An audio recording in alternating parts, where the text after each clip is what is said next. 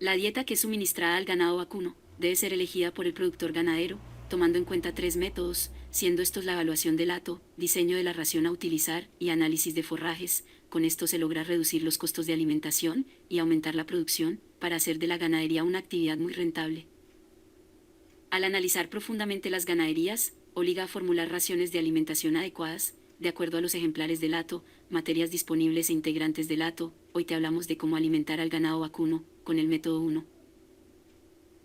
El método 1 parte de la evaluación de los integrantes del hato ganadero, con lo que se determina con exactitud el sexo y número de ejemplares. Esto es muy importante porque toros, vacas y novillos tienen diferentes requerimientos nutricionales, por lo tanto diferentes dietas, para cubrir con esas exigencias nutricionales. Las vacas tienen la alimentación más difícil de formular, debido a que atraviesan periodos reproductivos, los cuales determinan cuando requieren más o menor cantidad de nutrientes en la dieta suministrada. Primeramente se debe priorizar a las vacas o novillas delgadas, se debe formular una dieta para recuperar peso. Posteriormente se deben de clasificar a las vacas lecheras, ya que éstas necesitan de una ración mayor que las vacas que están en periodo de gestación. El ganado vacuno de engorde debe ser alimentado con raciones de alta calidad, especialmente meses antes de enviarlos a sacrificio.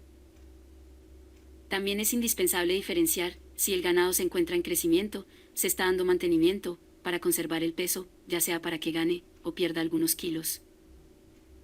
Las vaquillonas y toros jóvenes, debido a que están en etapa de crecimiento, deben recibir dietas ricas en energía y proteína, a diferencia de vacunos que están en etapa de conservación de peso.